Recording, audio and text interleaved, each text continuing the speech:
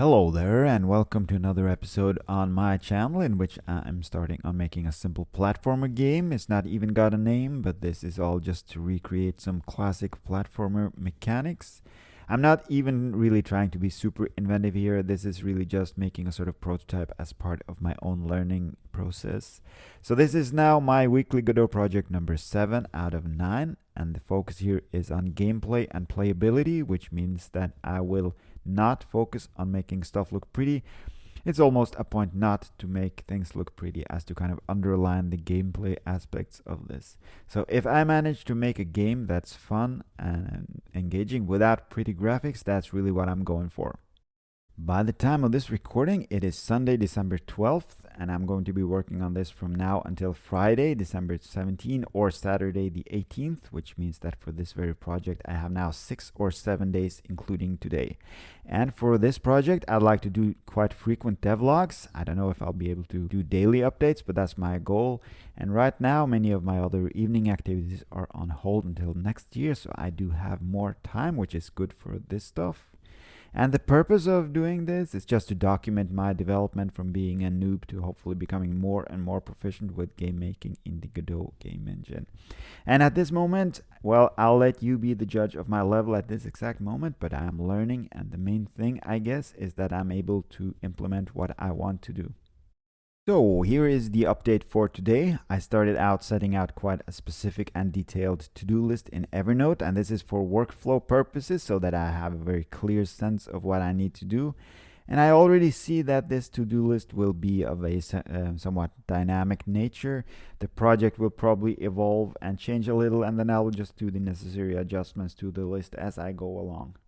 First thing I started out with was the main menu, making the buttons like the start button, a quit button, and buttons for adjusting the volume for music and sound effects. Those sound buttons do not yet affect anything, but that will come at a later stage when I add sound.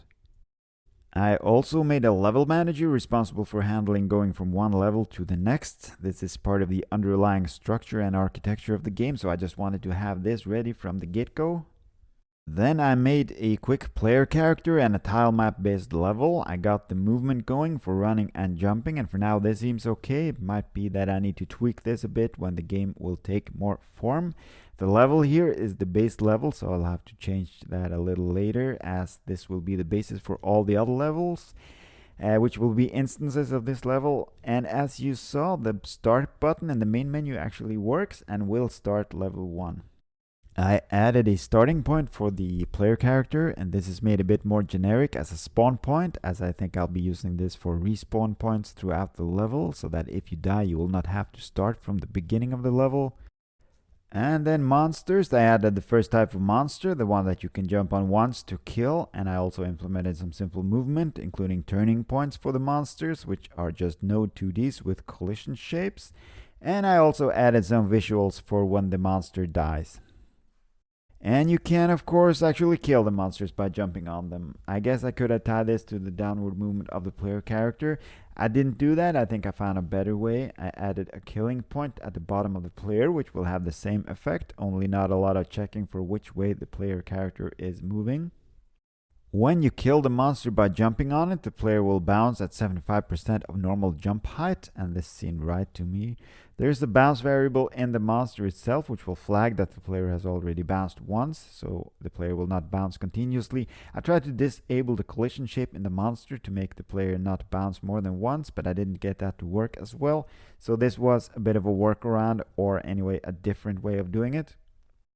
I also added lava, but I haven't yet implemented the die mechanics for the player character just yet. I guess that will be coming up very soon. So that was all for this devlog. I do think that I'll be able to make another episode tomorrow. I'll be toiling on this evening and tomorrow, so I'll probably have some more work done by then. If you would like to comment, I would love some feedback.